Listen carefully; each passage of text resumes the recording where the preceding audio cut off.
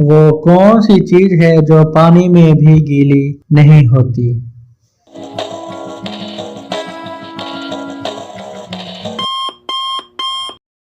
साया। वो क्या है जहाँ जाने का हम दूसरों को कहते हैं और वो नहीं जाते, और कोई हमको जाने का कहे तो हमको गुस्सा आ जाता है?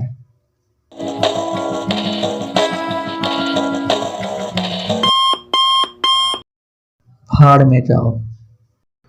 सोने के अलावा वो कौन सा काम है जो हम आंखें बंद करके भी कर सकते हैं?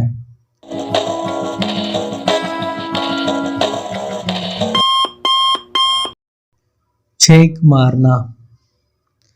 18 चिड़िया 18 दिनों में 18 घोंसले बनाती है, तो 9 चिड़िया 9 घोंसले कितने दिनों में बनाएंगी?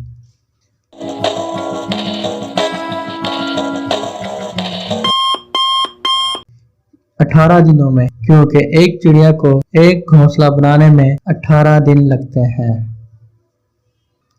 कौन है जो पैदा होते ही बिना पैरों के उड़ने लगता है?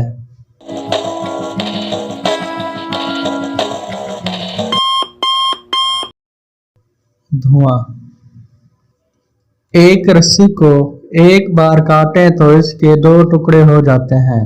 बताइए, अगर रस्सी को 3 बार काटेंगे तो रस्सी के कितने टुकड़े होंगे?